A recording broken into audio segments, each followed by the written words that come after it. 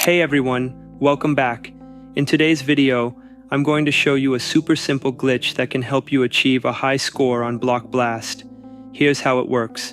Before we start, please make sure to subscribe this channel and like this video for more premium tools. Open the app and navigate to Classic Mode. Ensure that your game spawns with a horizontal 5-line block, similar to the one shown here. If you don't see this block, simply reset the game until it appears.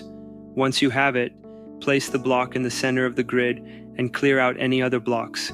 Keep playing until you get either a 3x3 block or another horizontal 5-line block. The process: place the 5-line block at the top of the grid and start clearing rows. Focus on removing every row until you can use the 3x3 block. When you get the 3x3 block, position it between the cleared lines. Now, look for a vertical 2x4 block and place it next to the 3x3 block. This setup enables the glitch. From here, you can keep repeating the process, clearing blocks, positioning combos, and stacking points effortlessly.